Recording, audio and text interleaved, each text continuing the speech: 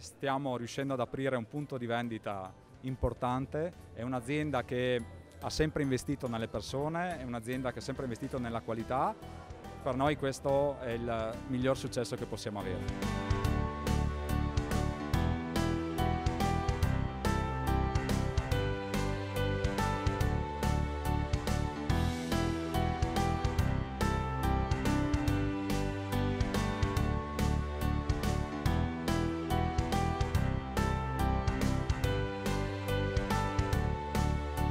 Sono all'ennesima inaugurazione, come potete vedere ci divertiamo sempre un sacco. Purtroppo arrivo sempre tardi per il buffet, perché mi lasciano sul palco a celebrare quelle che sono le inaugurazioni, purtroppo per il buffet non c'è. Sono arrivato tardi. Sono felice che vi espandete sempre e vi auguro di continuare così, tanti posti di lavoro, viva l'Interspark!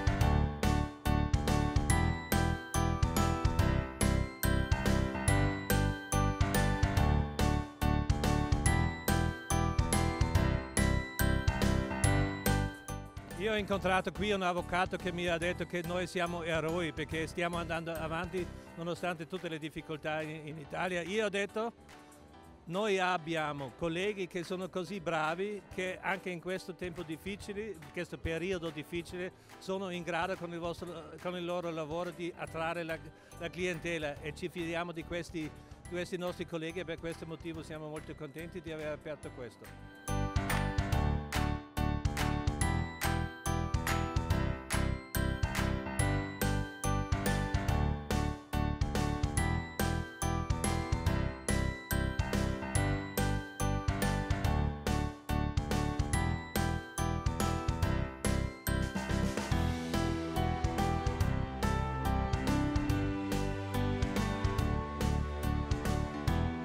Mi ha fatto una bella impressione, ho visto molto luminoso rispetto a altri Interspark che ho visto, bello, rifinito molto bene.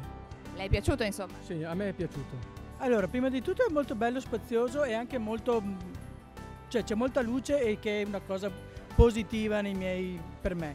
Poi ha molta scelta e ha molti prodotti di scelta, molti tipi di ben posizionati, è bello scorrevole. Bueno, mi piace.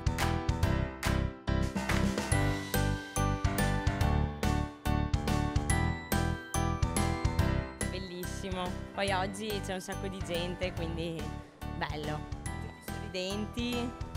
La squadra com'è? Fortissima.